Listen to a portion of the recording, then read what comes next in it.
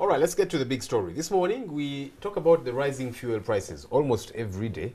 If you look at certain specific pump prices, you realize they keep going higher and higher and higher. The figures keep changing. Why is this situation? Of course, government has tried to give explanations, but I don't know whether they hold as much water. We have got fuel reserves in Ginger. Many of the times, they are reserving air. Like one MP did comment yesterday. So it's a disturbing situation because ultimately fuel gets to affect literally everything in the economy. When you go to buy food, the prices will be higher because folks will tell you, look, we are spending a lot more on transporting this food from the villages, wherever we get it from, to the market. And everything gets onto a spin of sorts. Anyway, let's try and understand what's happening in this market. This morning, my guest is Gilbert Assi. He's the Managing Director of Vivo Energy Uganda. Good morning. Good morning. We were also meant to be joined by the Permanent Secretary, Ministry of Energy, but that has not happened. We will carry on nonetheless. You are one of the players, one of the big players in this market, the fuel market, and we are trying to understand. Sometimes we think we have reasons why things are happening the way they are, but we don't know if the reasons are satisfactory. What reason would you give to somebody who is bothered that each time they branch off to one of your petrol stations, the prices are through the roof? What's causing all this? Thank you very much. You know, the prices of the fuels at the pump are determined by a certain number of parameters. And among those parameters, you have the international fuel prices. Because, like it has been explained by the ministry, Uganda is a net importer of fuels, and as such, everything is imported from outside. And one of the most important parameters is the international fuel prices. And these prices have been going up very steadily since the last quarter of 2017, and through to January, we have had a significant increase in the international oil prices. That's why this is happening in our market here. But you know, even when normally that is a reason which does make sense to a great extent. But you see, even when eventually the prices do come down, your pump prices don't go down significantly. You know, and so it's always a rise, a rise, a rise. When the general market price of oil does go up, eventually it does come down, and you don't see a significant drop. And so we keep wondering what exactly happened along the way. Okay, it's clear that people should understand how it works.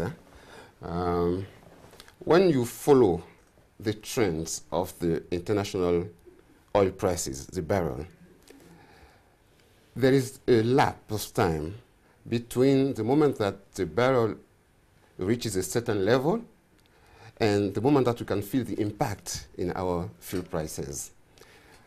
So sometimes people would expect that because today the barrel have gone down, our fuel prices will also go down the same day. No, there's a lapse, and that is around between 2 to 3 months.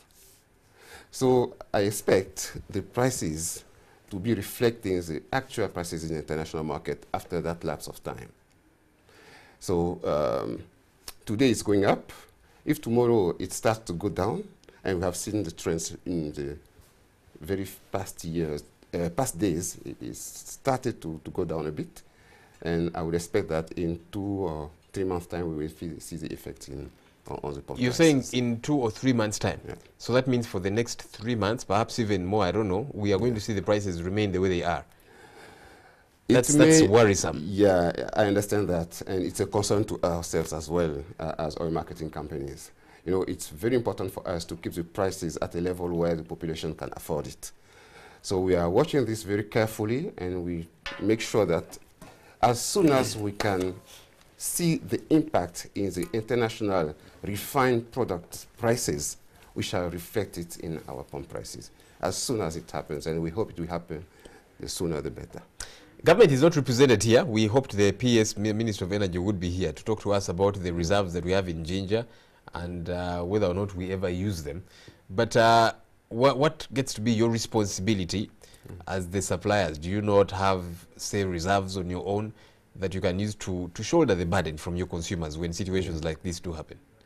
Yeah, of course we have reserves. We have a storage facility here in Kampala. We have another one in Mbale. So as a company, we have our own reserves, and these are sufficient for the time being to be able to store enough product to make product available to our customers every day, every time. So why are the prices high then? Because if you're using what's in the reserves, one would think the price should be stable until perhaps when the reserves do run out and what's in the reserves runs out, then you begin to import at the high prices. But that's not what we are saying. Yeah, but remember I said the price have been going up since October, September last year. So we use the reserves, but what we are selling now is something that we have imported to when the price were already high. Remember, we have a commitment to the suppliers to buy products, and at that point, we price the product that is going to be imported. It means that what we are selling now is product that has been priced to 1 or 2 months ago. What it means is the reserves were maybe having a lower cost to us, but these reserves have been depleted, and it's new product that came in the last 1 2 months that is being sold today, which means high prices. So what's your plan on your part?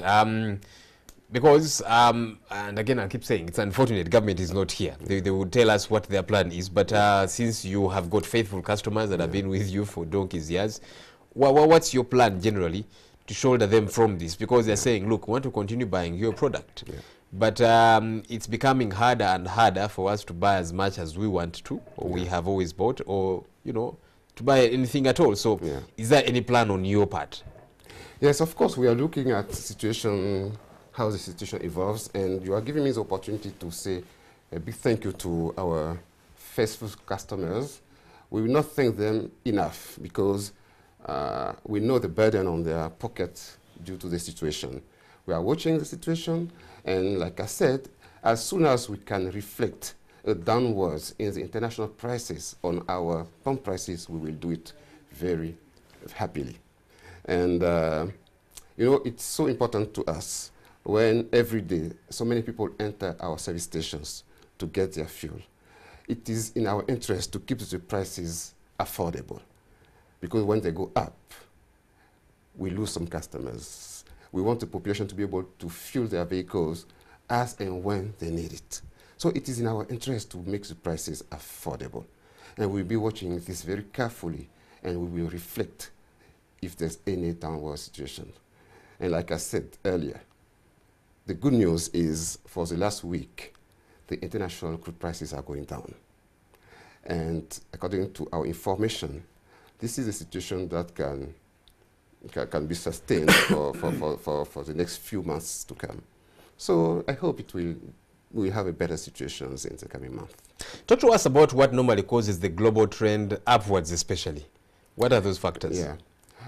One of the main factors is the increase in the oil production in the United States. You know, the OPEC countries have cut down on their productions to kind of create a balance of supply and demand. And because of the situations, the weather situation in the US production was very, very low. Very recently, a number of rigs have come on board starting to produce in the US. And it is an important production that is coming into the market. So we believe the return of the US production into the market will create a sort of balance whereby the price will become a bit stable, and they may continue to go down. So the main factor of the increase was the cut in the US production and the cut of production by the OPEC countries. I know that Vivo Energy here in Uganda is a small entity, part of the bigger entity. Yeah. So at that bigger level, the grand level, if you like, do you folks have no say at all? Do you say not get into engagements because you buy from them? And if I am a big customer of yours, for example, I should be able to sit down with you on the table and negotiate a couple of things and say, look, you can't do this because I need you to shoulder me too. I've got people that I supply to that buy what I'm buying from you. Does that ever happen? Does that engagement ever happen? You know, in Uganda, there is a process whereby every importation is done through what we call the open tender system. There are tenders under the supervision of both Kenyan and Ugandan governments. So all the oil marketing companies are compelled to get their product from the open tender system. So there is no direct negotiation between the companies and the suppliers. It's done through a tendering system under the supervision of the government.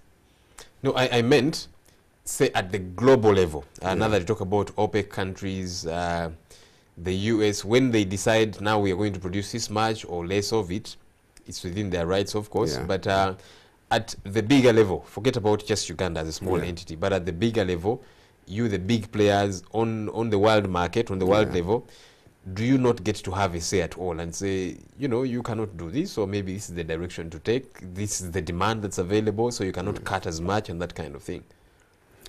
It happens. You know, there are discussions, but remember, the decisions makers are governments. Because oil companies have contracts with government who are the owners of the oil. Oil companies are only service providers to extract that oil. So the policies are made by the various governments of the oil-producing countries. There are discussions, but when country revenues are at stake, governments make positions. So US have decided recently to resume their production. It is a sovereign state decision. Oil companies operating in the US are authorized now to produce more. But once the government says, I want to reduce my production because I want to balance supply and demand, oil companies will be compelled to also close some of the valves. So this is the way it works. Policymakers are governments. Oil marketing companies can come with their opinions, they can lobby, and they do, but the final decision belongs to governments. Let's look at the region, what's happening in the region. When you compare Uganda to the other countries in the region, they're having challenges too, but some of them, their pump prices are not as high as ours are. What causes that? Okay, let me maybe give you the breakdown of the cost of the pump, of the product. First of all, we have the international market, the prices at which each country imports its product. When the product reaches the country, you have discharging and storage and handling facilities in the ports. So there are costs associated to discharging and storing the product before they are dispatched to the other countries. There is also what we call the freight and premium. When you buy in the international market, you have the cost of the product, but the freight and the trader's margin, the one who is selling you his margin, is built in what we call the freight and premium. So that premium is also based on the refinery margins.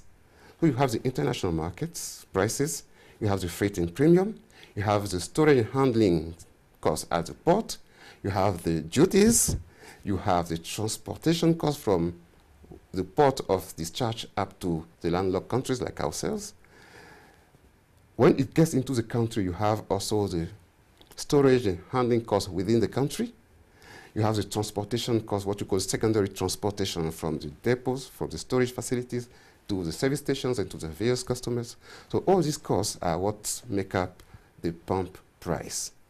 Now, from one country to another, the in-country costs may vary. If you take Tanzania, for instance, Tanzania is not a landlocked country, but today, the pump prices in Tanzania are higher than in Uganda, because all these factors that I talked about are different from one country to another. If you go to Kenya, it's a bit cheaper than Uganda, maybe because they don't have these logistics costs to transport the product from the port up to a landlocked country. These are the parameters that can make differences between one country and the other. Uganda, of course, is excited about our oil. We have been excited about it for years. We are yet to really get to reap from it. Do you see this change the dynamics, that our fuel prices get to be lowered and so on in the grand scheme of things? It will definitely change the dynamics. I can't predict how the fuel price will be looking like when this production comes on board, But what will change the dynamic is, you heard recently that the government have signed an agreement with an international company to develop a refinery. We are looking forward to that refinery because it will clearly make things easier for oil marketing companies here to get the product directly from that refinery. So it changes the logistics, and according to what will be the output cost of this product out of the refinery, we may end up having cheaper product in the market. But that will really depend on the refinery. If the refinery can have enough supply market, because a refinery needs to have a certain level of production to be profitable. And our thinking is this refinery have the possibility to export product to the various countries surrounding Uganda, which will make the unit cost lower and allow us to have cheaper product in our market. As a company here in Uganda, I would like to think, of course, you're concerned about your customers. You want to give back to them. You want to make it a bit easier for them. What is it that you're doing? I say in terms of, I don't know, it could be a promotion or that kind of thing, because to many a person, driving is not really a luxury. It's a necessity. They've got kids to drop to school. They've got errands to run. To some, actually, their car is their business. Uber and all these taxis and so on. So they've got to keep running those cars as a necessity. And so you would be thinking, all right, let's see how we make it easy for them. What are you doing? We're doing a number of things. We are looking at innovation. Recently, we launched EasyGo, a prepaid card for our customers, which is meant to make their lives easier. They can use this card and have cashless purchases. They can go and do their shopping. So not only on our fuel stations, but outside, because it is a Visa-enabled card. They can top up, they can give money to their children by topping up their card. It's something that is meant to make life easier to them. It is safe, it is cashless, so no problems of security. It is convenient because you can use it everywhere. These are the sort of things that we are doing to support our customers.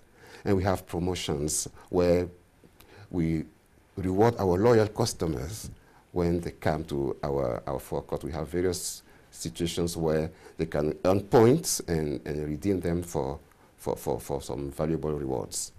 Some people are frustrated. They feel that government, and in particular the Ministry of Energy, has abandoned them, thrown them in the wind, saying, look, you know, the economy was liberalized, so it is forces of demand and supply at play. And folks are saying, all right, be that as it may, you're still in charge, and so you should be able to do something about this. And so there's frustration all over. What do you think government should do in a situation such as this? Okay, of course, I'm not the government, so I will advise you to send that question to the RIV. No, I'm not asking you what you would do. If you were to give them advice as a player, what do you think they should do as regulators, because they regulate you folks and so on? What would their role be in this kind of thing? It's very important that the government have created the environment for oil marketing companies to have a fair competition. And that is something that I believe is very important. Because of that fair competition, the populations will be getting the right prices of the products. There is no intervention of the government. It's the forces of supply and demand. The populations will get the right level of prices. Now, government has also the responsibility to ensure that there is a level playing field whereby all the marketing companies are also will have to abide by the existing laws. And that's one of the things that government is doing, and we are pleased that they continue to do it even better to make sure that these minimum standards are adhered to by all the companies, that the quality is maintained throughout the supply chain to make sure that the population is getting the right product at the right cost. So do you feel competition is fair? Do you feel the ground is level for all of you players? I think it can be improved.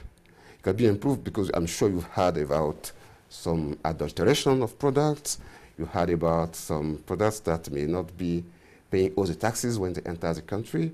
There are things that can be improved, and we are really working with the authorities to make sure that we bring our contribution to improving this situation.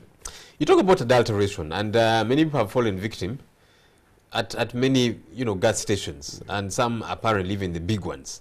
So what guarantee do I have? Why should I trust you? Apart from the fact that you have got a big name, many times that can be an advantage, that these people have got a big name, so I assume they will not adulterate, but then sometimes it happens in a different situation because you're not controlling every gas station, because some people have gotten franchises and so they do it their way. So what guarantee do I have? First of all, the prices are high. So it becomes a lot more problematic if I go to, instead of buying 60 liters, I pay for 60 liters, but they are putting for me 30 liters because they've tinkered with their machine or they have added therein jet fuel because it's cheaper, I understand, and all these different things. So what guarantee do I have? Yeah, it's very important for us, as the prices are at that level of hate, to make sure that when a customer wants to get 1 liter of product in one of our service stations, he really gets 1 liter of the very product he's paying for. The value for money to our customers is very important. And to achieve this, what we do is we implement a very comprehensive quality assurance process and controls to make sure that the product that is delivered is compliant with the standard, with the specifications, and that the quantities that are delivered are the right quantities. How we do this? We have laboratories. Here, we are the only company which have a modern and state-of-the-art laboratory where the quality controls are done on all our products before they are dispatched to the service stations. We have a mobile laboratory that goes from place to place in all our service stations to make sure that the quality is maintained throughout the supply chain. Not only that, like you said, we have a big name, and that big name has a reputation to defend. The company, Vivo Energy, as a Shell licensee, is compelled to abide by the Shell rules. And Shell would, from time to time, come and conduct tests to make sure that when we say this is a Shell product, it is a real Shell product. As we are talking now, Shell have sent some people to take samples in our various service stations. This sample will be sent to Shell laboratories and analyzed. And the results are sent back to us. And we are sure that if there's anything that is not compliant, we will know it immediately and take actions.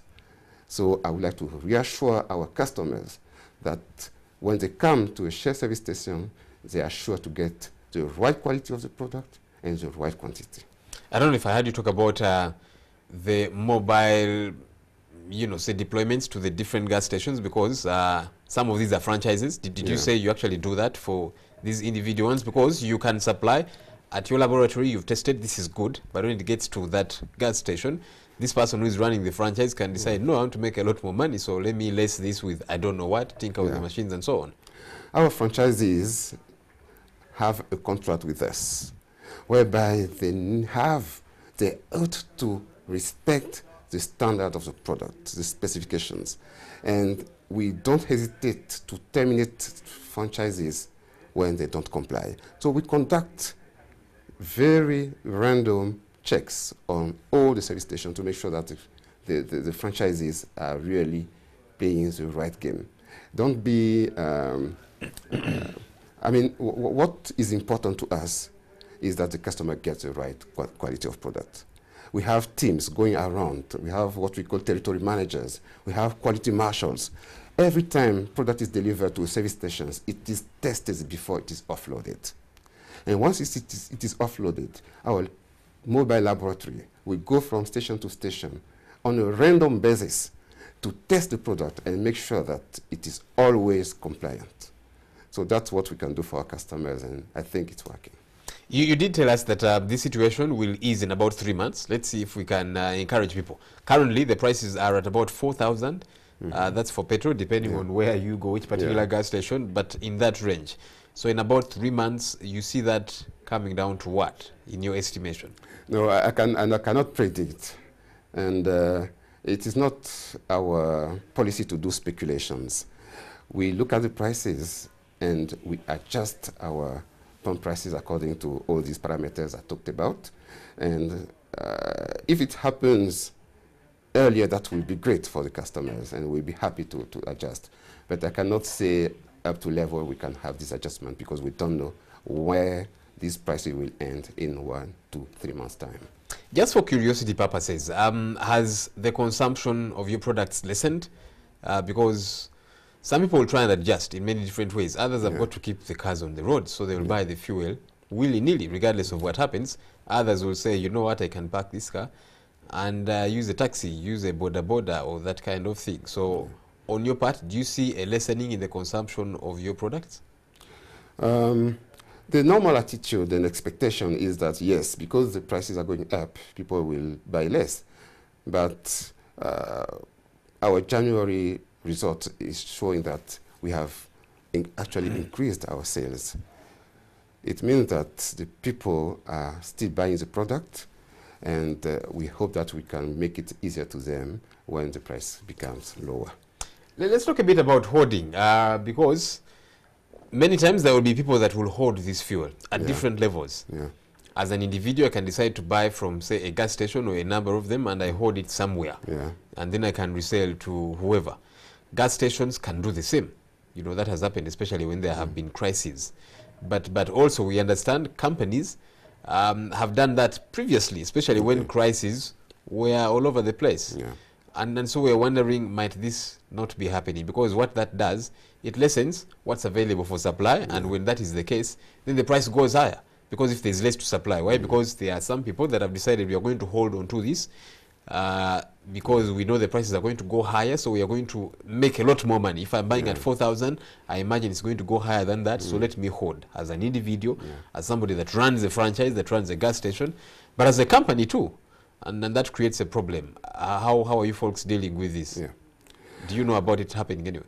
If it is. It may happen. I cannot speak for the other companies, but what I can say is Vivo Energy, as a company, we never do hoarding. And we are making sure that our franchisees, our retailers, don't have the possibility to do that, because on a daily basis, we are following up on their stock levels in each service station. They have to report to us through our web portal what quantity of products they have every day. And we follow up on their sales every day. I don't think they have any possibility to do hoarding. So it's very clear, and I want to reassure the market about that. Shared service station will never do hoarding, and the company, as a company, will never do that. Have you had meetings with Energy Ministry officials? What are you guys discussing about this? What are you telling them? What are they telling you that you can tell us? Of course, we are having engagement with the Ministry of Energy, and we are all embarked in the process where we are really making sure that the right products are on the service stations at the right cost. So we're giving them feedback on what we see in the market. We're sharing our figures with them. They follow up, they control us, and they're making sure that things are working properly. Okay, let's listen in from our viewers for some feedback. These are the people that are consuming fuel. They are grappling with the challenge of the cost that keeps going higher and higher. What's happening out there? So you can get in touch with us. The number to call is on your screen. Please, when you call, remember to lessen the volume on your TV set so that we can communicate with ease. Hello, good morning. Hello? Okay, we'll get back to that in a bit. What kind of feedback are you getting from your clientele? I want to believe that at a time such as this, they are ringing your phone numbers, a company, perhaps they are coming to your stations. What are they saying? No, of course, it's very important to them to get the fuel prices at an affordable level, so they are talking to us about that. And that's one of the reasons why I'm here today. It is our responsibility to share the fact with our customers so that they understand what are the dynamics behind the fuel prices. And it's the way we can support them to understand the things. And of course, like I said, we will be very happy if the situation improves to make prices lower for them. Okay. Hello, good morning. Hello. Sorry, we lost that person. Please, when you call us, kindly lower the volume on your TV set. That's the only way that we can talk. So talk to us about, you know, what do you think would be the remedy? Fuel prices are going higher. Whether or not you have a car, you are affected one way or another. So we are in this together. How do we fix it? Hello, good morning. I am hoping that there's no challenge with us here and that the challenge is with you. But if it is here, we'll try and see how we fix it pretty soon. We're talking about the rising fuel prices. What is the way forward? Government, of course, is saying, look, we liberalized the economy a long time ago, so it's forces of demand and supply at work. The players in the market, Vivo Energy, they are saying, look, it's out of our hands. We get at certain prices and we sell based on what it is that we buy at. Anyway. Hello, good morning. Hello. Hello. Hello. You're live through. Speak to us. Hello, good morning. Hello. Okay, we lost that caller too. I don't know, but anyway, if there is a situation, we'll have our technical team try and fix it so that we can get to you. People are trying to give us feedback because they are consumers of fuel, whether directly or indirectly or otherwise. So anyway, hello, good morning.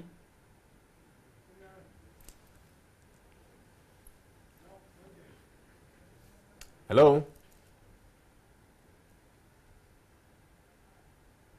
Okay, we will get back to the phone calls. Let's try and fix one or two things there so that it can run smoothly. In your, I don't know how long you have been around. Okay, let's, seems like we have fixed this. Speak to somebody. Hello, good morning. Hello. Hello, good morning. Good morning. What's your name, sir? My name is Patrick. My question is... Yes, Patrick, Hello? go ahead.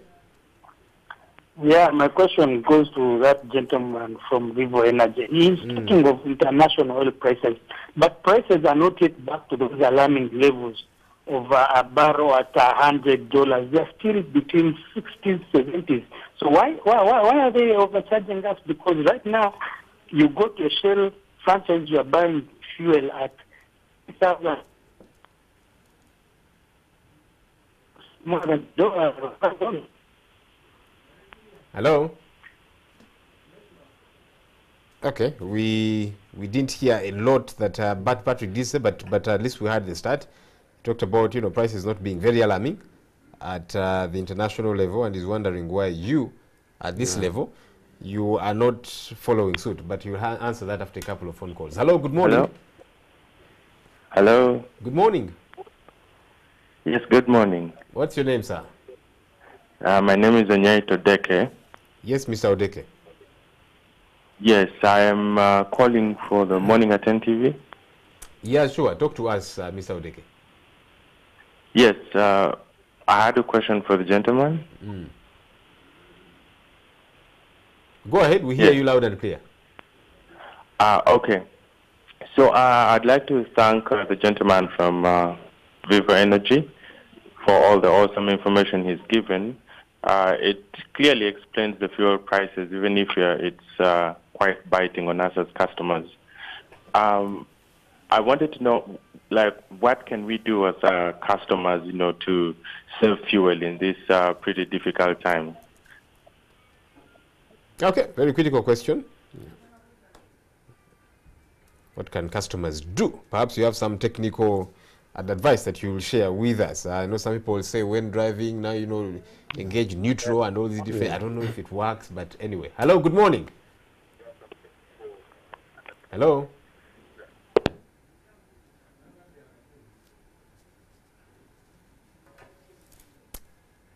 Hello, good morning.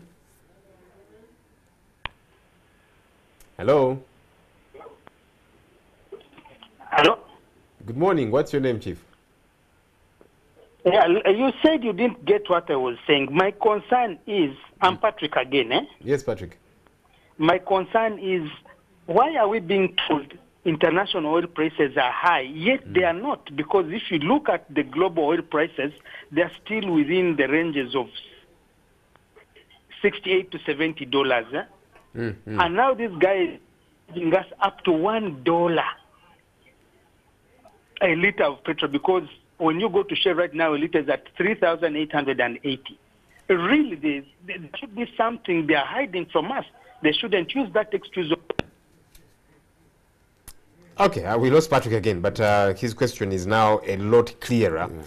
He feels the global prices are not in tandem with what you're charging. Yes, they're a little high, but not as high as what he sees when he goes to a fuel price. I mean, gas stations. He actually talked about 3,800. For some, it's 4,000, maybe even higher. Hello, good morning.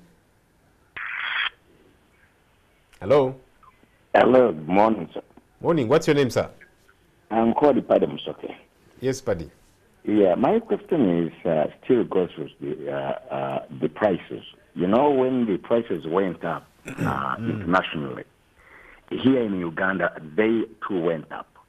But when internationally came down, here in Uganda, it has never. Why is it? Thank you. Okay, thank you, Paddy. Question similar to what I asked earlier, you know, but you will clarify again, because right now the price is high, global price, but when it does come down, we will not see a significant drop here locally. And many times it's confusing. So what happens along the way? Is it because people have gotten used to paying that high price, so you're thinking, let's keep making some money here? Okay, we'll pick somebody else and then we'll have these questions answered. Hello, good morning.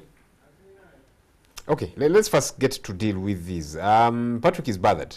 The global prices are not as alarming, but the local prices are extremely alarming. Yeah. Why? He and some others feel you are just trying to take advantage of the situation.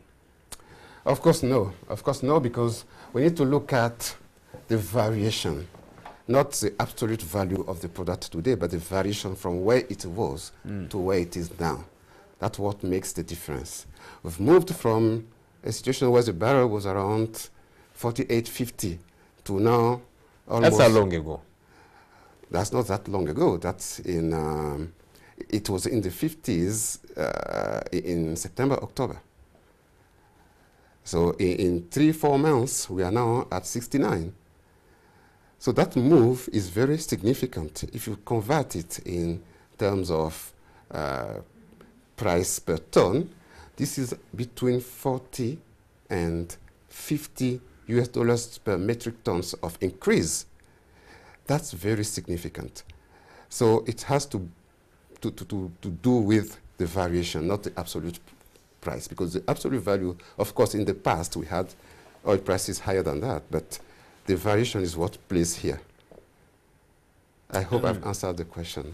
Okay, and talk to Paddy about the prices not coming down, something we discussed earlier, but you know, prices are high currently. Yeah. But even when they eventually drop, we'll not see a significant drop here. Why does that normally happen that way? Okay, you know, when there are increases, the impact is not immediate. I explained to you how it has evolved since September, October last year. So when the price goes down, it will take a lapse of time. But it should eventually come down. But it will come what down. Paddy is saying and others, believe, it never does really to a significant level down. It's so, it's a matter of perceptions. Huh? For me, what matters is the customers may be watching what is being done in the market. They will see. If the product prices go down, our pricing will go down. Now, to what extent, that will depend on various parameters. I explained to you the price buildup. You know that when the crude price go down, we also have the supply and demand in the refined product market, which may play another game because people do what we call, they buy what we call futures. They buy products that is not yet refined. So even if the crude price go down now, the bets that the traders have done will take some time to unwind. So they will not have an immediate effect, and they will not, the reduction may not be in the same proportion as what we have in the crude price, because other parameters like supply demand in the refined product market comes on board. Okay, let's speak to somebody else. Hello, good morning. Hello. Okay, perhaps just before that, we had not answered Odeke's question. What can consumers do now that things are tight? Yeah, there are some driving techniques that help save fuel, and it starts first with the quality of the fuel that you use. We as Shell have launched recently a product called Shell Fuel Save. Shell Fuel Save is a product that has been developed by Shell over more than 100 years of research to make sure that when you use that product, your consumptions go down because it's efficiency in your engine. How different is it from the other? How different is it from the other that you have? It's different because there are specific additives that are added to that product to give it the efficiency properties and the fuel-saving properties. And it's more expensive, right? It's, of course, a bit more expensive. So then where does the saving come in? Is there a real significant saving? Because if I'm paying more for this one, and yet I'm meant to be saving... If you are used to that product at a certain cost, at a certain price, applying the driving techniques will help you save more. What driving techniques are you talking about? Okay. For instance, people have cars now that are cars that have the stop and go feature. If you use that kind of car, when you are in a traffic jam, when you are stopped, your engine will go off. So these are features that have been also developed by car manufacturers to help save money. So for those who can, they can use these kind of cars. Now, when you are driving, harsh braking and sudden accelerations are situations that increase your consumptions. You have to have a steady driving style. You don't have to rev your engine as much as we see in the traffic. We have specific advisors, and we have what we call our defensive driving techniques that we help our customers with. I can give more on the techniques in another forum, but I think we can help them a lot in giving them specific tips on driving. Okay, let's speak to some other people. Hello, good morning. Hello. Hello. Good morning. Hello. I hear you loud and clear. What's your name, sir? This is O'Neill Hubbard. Yes, Hubbard. Yes, I'm calling to ask the gentleman.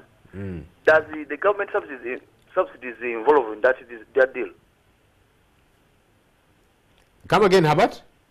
Government subsidies. Can the government do some subsidize those prices? Okay. Of course, it's not from government. We should have had the Permanent Secretary to Ministry of Energy. They are not here, but let's see how this can be dealt with. Hello, good morning. Okay, let's first deal with Hubbard's here. You know, are you folks subsidized? Is this maybe a suggestion you can make to government that, look, we'd like to bring the prices lower, but we are a business entity too. We've got to make money, so perhaps you can subsidize. I don't know to what end that can happen.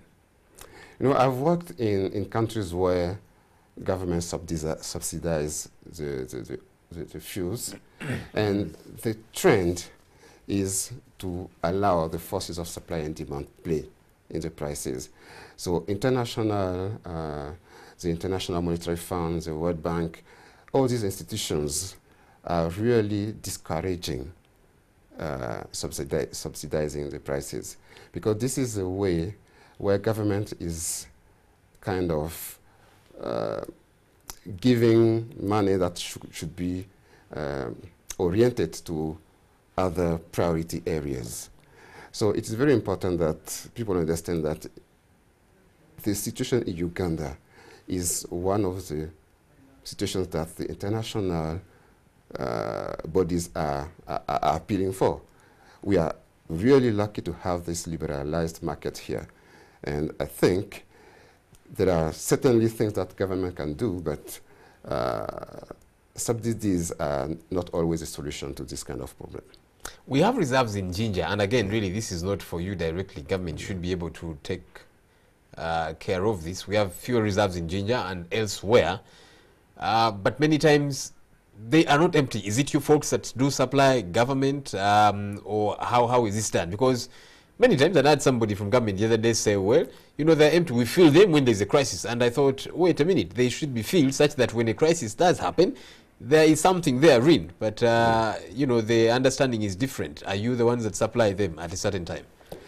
Yeah, at a certain time, we as a marketing company use that reserves in ginger. When our own reserves are full, we also use the government reserves. You buy from government?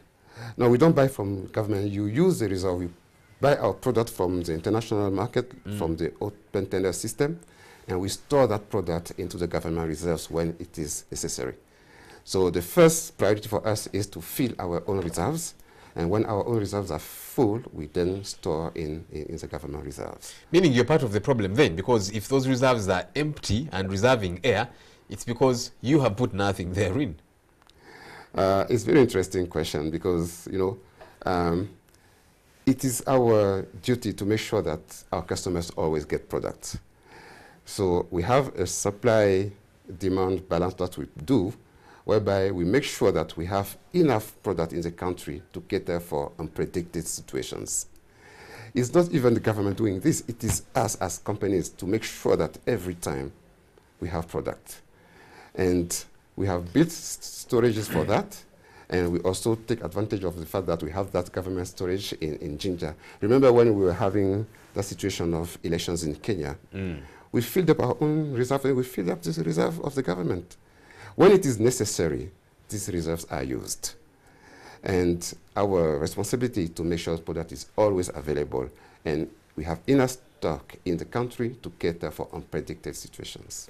Okay, so you say when it is necessary, the reserves get to be used. Does this situation fall into the necessary categories? But also, is there something in those reserves as we speak now?